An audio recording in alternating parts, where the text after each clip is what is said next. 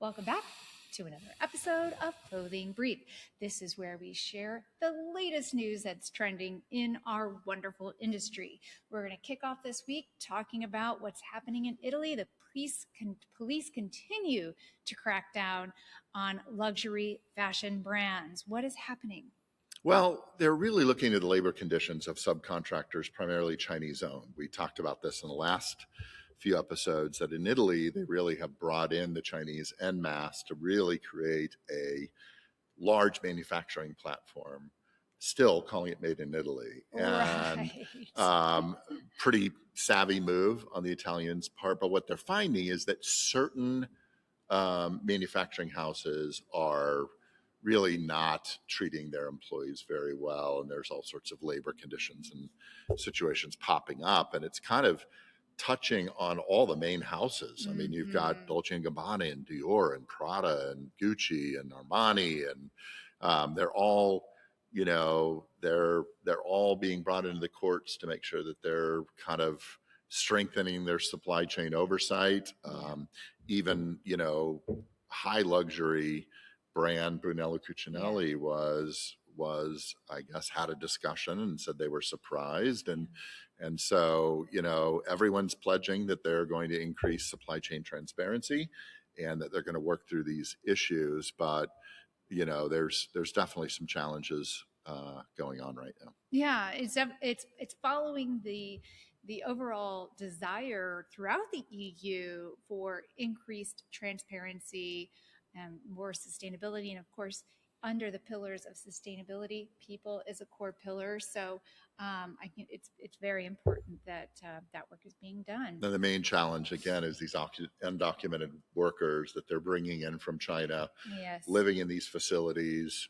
They don't have the same ability to complain or state challenges as certainly the nationals do. Correct.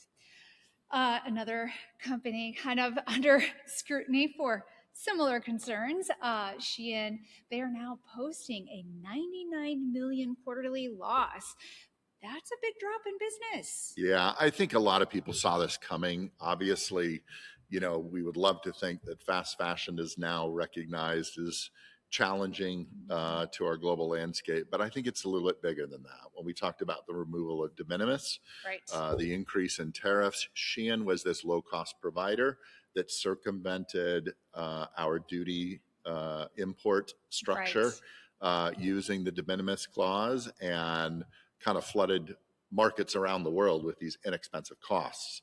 As de minimis went away, as tariffs went up, those costs are getting more and more expensive, and people aren't seeing the value, I think. And so I think that's certainly driving some of the loss. We're also, I would say, a percentage of that is there is a big conversation about sustainability and fast fashion being more of a challenge. So I'd say a portion of that probably is that people are making different decisions or also buying less. We're also seeing that buying better, buying less, buying more smartly, because inflation is impacting all of our lives. Things are across the border getting more expensive.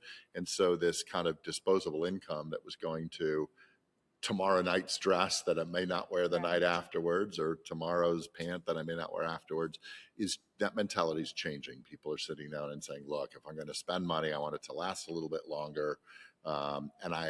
Or I'm not going to spend the money at all because I'm spending it on eggs, right? Right. So I think there's a number of challenges for them.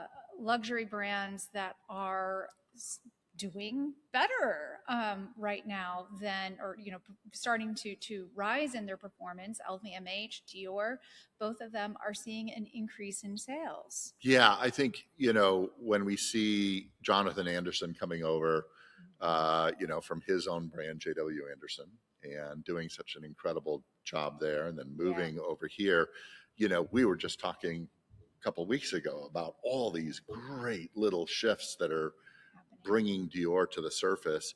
And like all major groups that have consolidated brands, some are up and some are down, and Yeah. Dior seems to get seems to have the spotlight for sure. And I'm seeing too a trend in, an area that they're succeeding in. Both entities would be their leather goods division, as well as the fashion. But the leather is thinking about handbags and things of that nature. Those items stay in your closet a long time. They do. They So definitely do. yeah.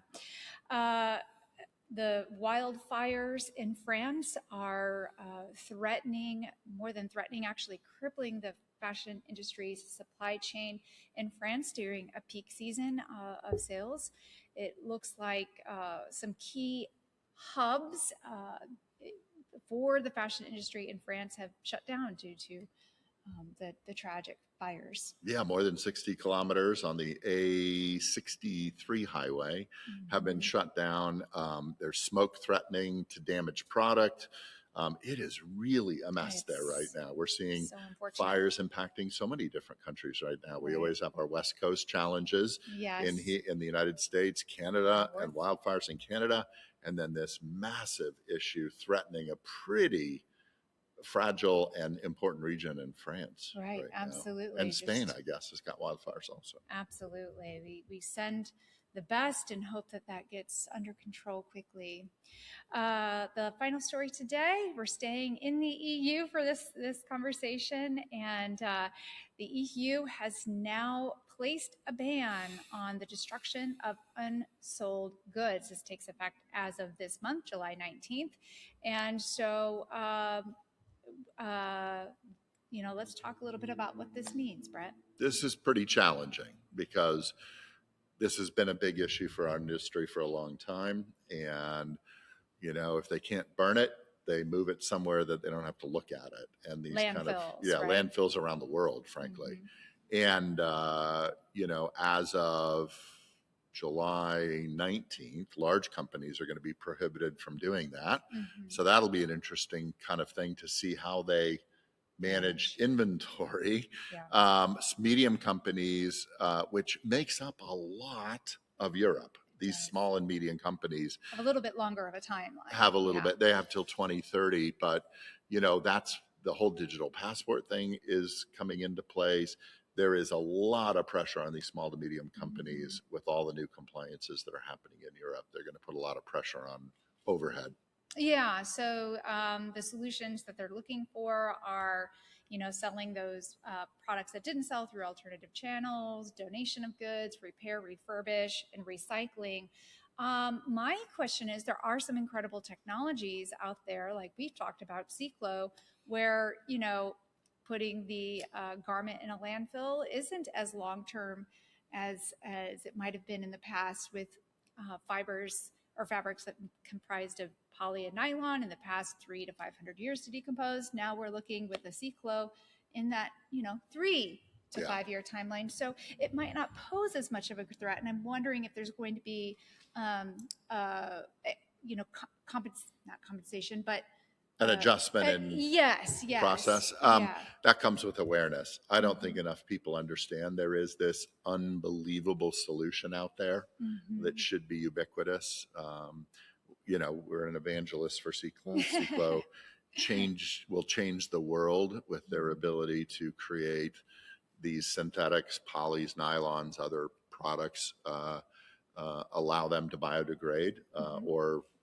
degrade in salt water and in a short amount of time. So I think as those things start to become more aware, maybe there will be different choices and different Yeah. rules for different product. That Certainly makes sense. cottons and wool still biodegrade. Mhm. And so I don't know, it's going to be a pretty interesting challenge. And where the biggest hits are going to be when you think about mass retailers, Mhm. H&M, Zara, Right. Shein, all these groups that just have tonnage of product. The small to medium guys will have their own challenge and percentage to their revenue.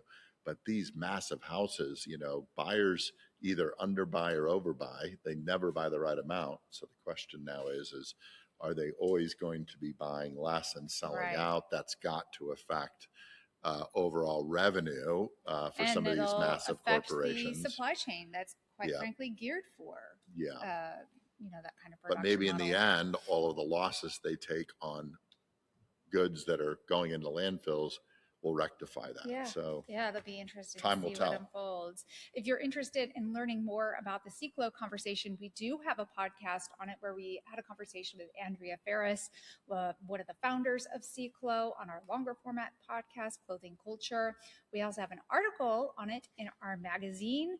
We did a full issue dedicated to sustainability. You can find that on our website. It is free to download. There's many articles on the topic of sustainability in our industry. We are in the process right now of mapping out season 6 of Clothing Culture. If there is a topic of interest, please don't hesitate to share, because we want to know what you want to know and make sure that we continue to provide conversations that help you to stay on top of what's happening in the industry. Don't forget to subscribe to stay apprised of upcoming conversations.